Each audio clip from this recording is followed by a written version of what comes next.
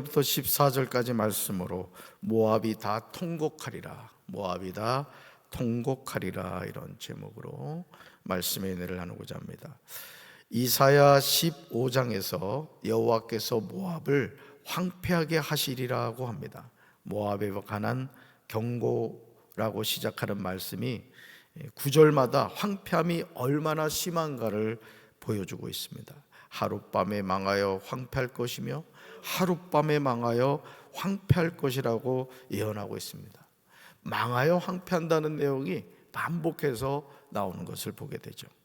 곡성이 모압 사방에 둘렸고 슬피 부르짖음이 에글라임에 이르며 부르짖음이 부엘엘림에 미치며 또 디몬물에는 피가 가득함이라고 합니다. 얼마나 두렵고 떨리는 말입니까?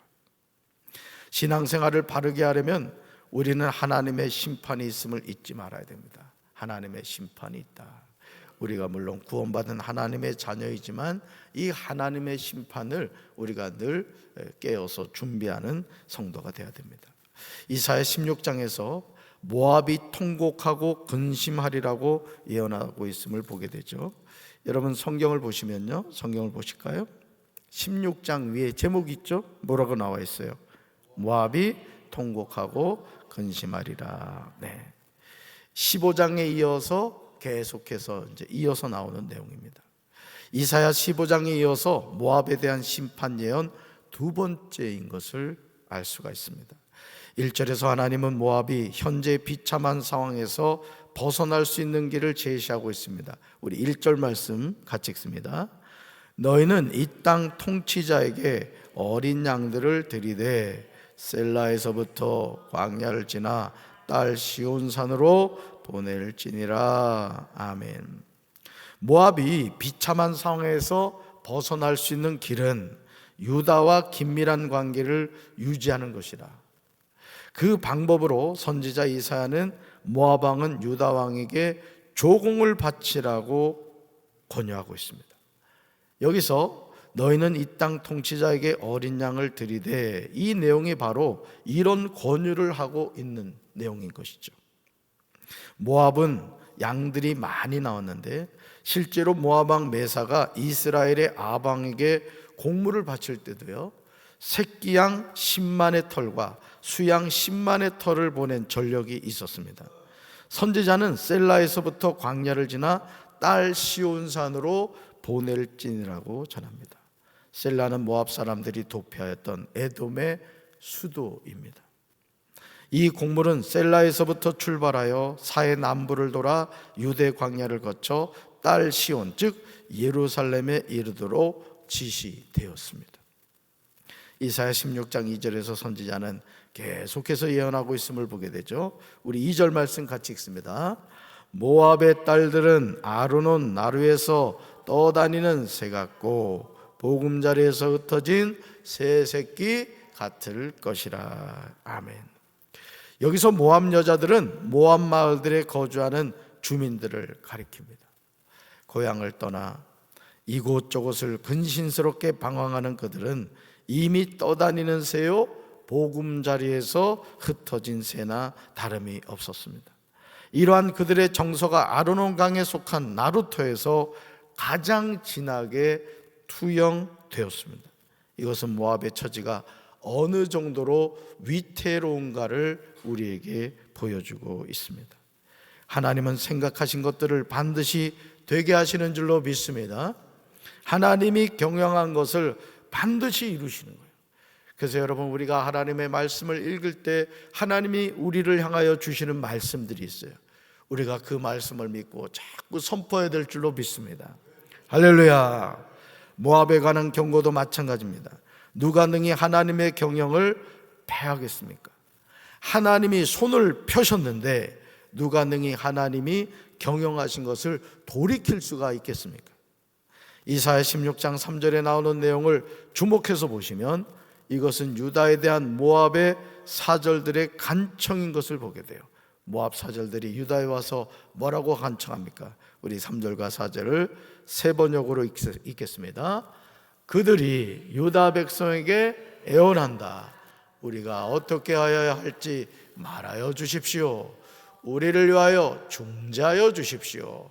뜨거운 대낮에 시원한 그늘을 들이우는 나무처럼 우리가 그대의 그늘에서 쉴 수 있도록 보호하여 주십시오.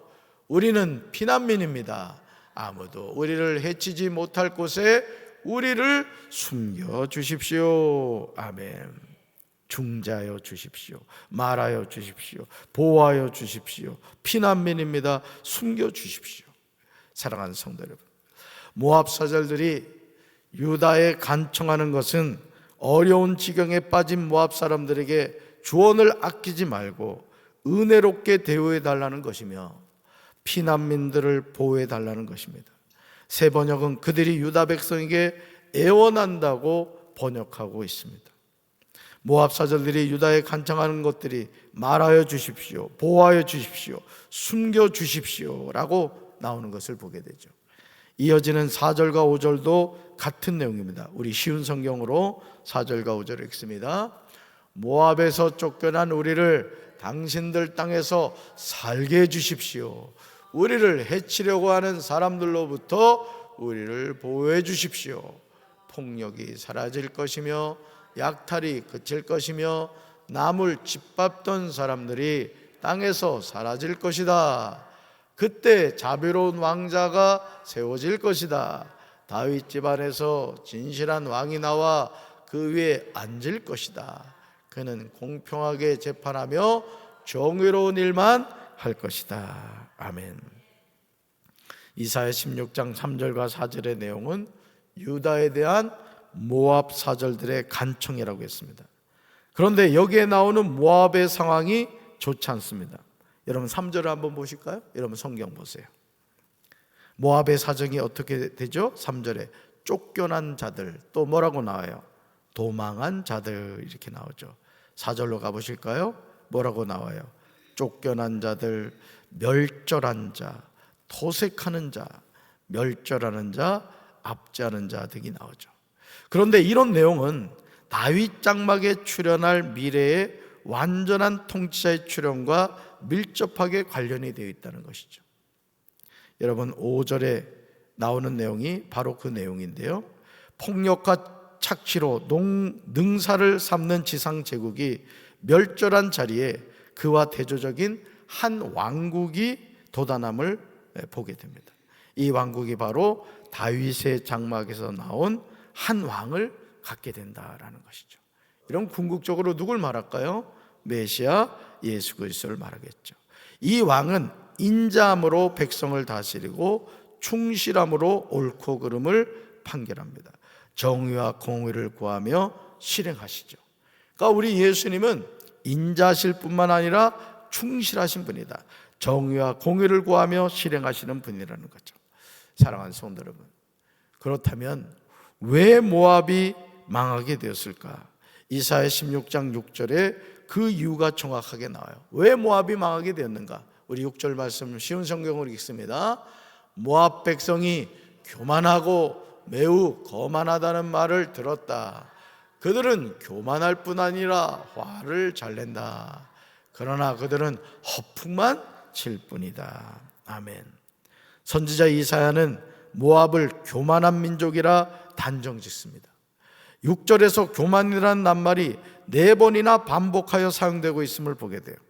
얼마나 모압이라는 민족이 교만했으면 한 절에서 무려 4번에 걸쳐서 교만하다고 이야기하고 있습니다. 유다 백성이 모압 백성에게 관하여 들었던 말이 무엇입니까? 모압 백성이 교만하고 매우 거만하다는 것이죠. 모압 백성이 교만할 뿐 아니라 화를 잘 낸다는 거죠. 모압 백성이 허풍만 칠 뿐이라는 겁니다.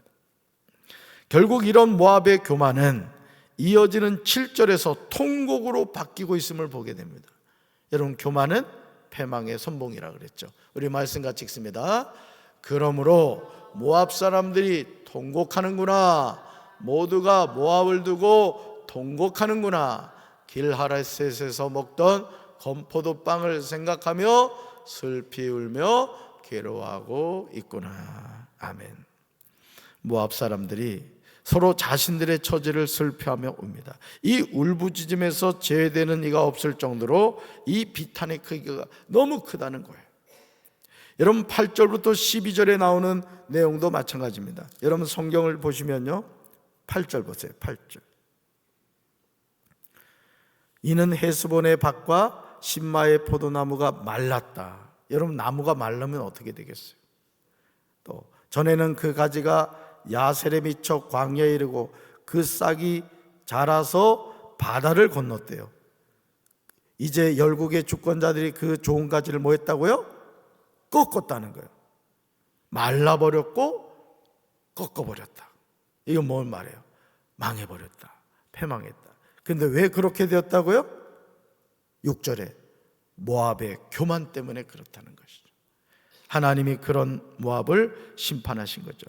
심지어 12절에서요, 모압 사람들이 그모스 신이 있는 산당에서 몸이 피곤하도록 봉사하며 자기 성소에 나가서 기도할지라도 소용없다고 하십니다. 여러분 14절에서 하나님이 이렇게 말씀하시죠. 같이 읽어볼까요? 3년 내에 모압의 영아와 그 큰 무리가 능력을 당할지라. 아멘. 결국 모압은 교만으로 시작해서 능력으로 마치게 되었고, 모압은 극소수만 남게 되었다는 거예요. 그러므로 모압의 파멸을 확정한 하나님의 시간표는 한치의 착오나 어김도 없었다는 거죠. 오늘도 우리가 하나님의 자녀로 이 세상을 살아가면서 늘 겸손해야 될 줄로 믿습니다.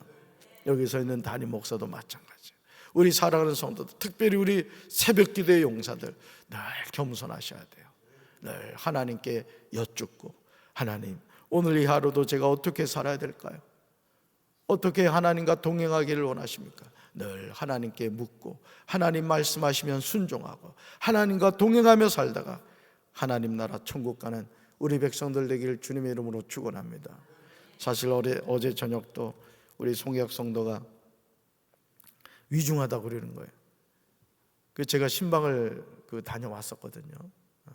이틀 전인가? 하여간 그 의식이 있을 때 다녀왔는데 그렇게 빨리 돌아가실 줄 몰랐어요. 그래서 어제 좀 피곤하기도 하고 했는데 가야 되겠더라고요. 그래가지고 그냥 부랴부랴 갔는데 막 방금 인종하셨다네. 그래서 그 돌아가신 송혜학 성도 이렇게 이마에 손을 얹고, 이 귀는 가장 늦게까지 그 기능이 있다 그러잖아요. 귀에 대고 제가 말씀을 전해드리고 이렇게 기도해드렸습니다. 아주 얼마나 주무시는 것 같이 이렇게 평안하게 임종을 하셨더라고요. 여러분 우리도 겸손하게 끝까지 하나님 바라보며 믿음의 선한 싸움하게 되기를 주님의 이름으로 축원합니다. 가슴에 손 얹읍시다. 사랑의 주님, 모압이 왜 망하였습니까? 모압이 교만했기 때문입니다. 오늘 우리가 이 세상을 살면서 교만은 패망의 선봉이고 넘어짐의 앞잡이라는 사실을 기억하며 하나님 나라 가는 그날까지 늘 겸손하게 하나님의 도우심을 구하며 살아가는 저희들 되게 도와 주시옵소서. 나의 나 된 것은 하나님의 은혜임을 기억하며 늘 우리가 믿음 안에서 승리하게 하옵소서. 예수님의 이름으로 간절히 기도합니다. 아멘.